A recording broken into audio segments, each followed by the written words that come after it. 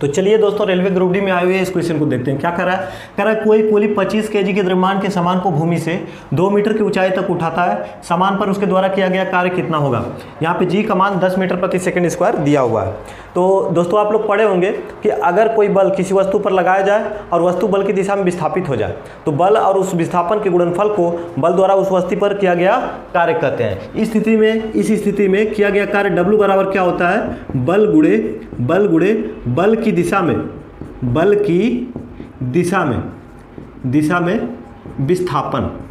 विस्थापन बल की दिशा में विस्थापन। तब यहाँ पर अगर हम लोग विस्थापन देखें तो हमारा 2 मीटर ऊपर की ओर दिया हुआ है लेकिन बल नहीं दिया हुआ है। स्थिति क्या है? इस तरह से हमारा 25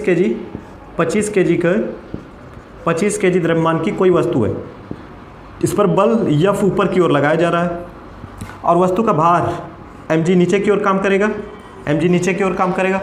अब यहाँ पर इस बल के कारण वस्तु जो है कि 2 मीटर की ऊंचाई तक जाती है, तो इसलिए हमारा विस्थापन कितना हो जाएगा? 2 मीटर हो जाएगा। तो इस स्थिति में क्या होगा? बल इक्वल टू mg। तो द्रव्यमान m का मान कितना दिया हुआ है? 25 kg। g का मान कितना दिया हुआ है? 10। तो हमारा बल का मान कितना आ जाएगा? 250 न्यूटन आ जाएगा। तो यहाँ पर हम लोग रख देते हैं बल का मान 250 न्यूटन।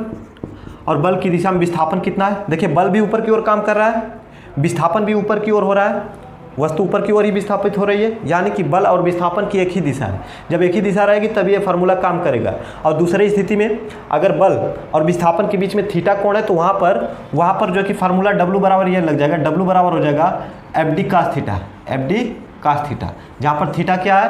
बल और विस्थापन के बीच का कोण है। लेकिन यहाँ पे बल और विस्थापन दोनों एक ही दिशा में है, तो हम लोग क्या लगाएंगे? बल गुणे बल की दिशा में विस्थापन कितना है? 2। तो यहाँ पे हम लोग गुणा कर देंगे 250 गुना के 500। कार्य का मात्रक क्या होता है? जूल, इसलिए 500 जूल। तो हमारा करेक्ट ऑप्शन क्या हो जाएगा? बी हो जाएगा।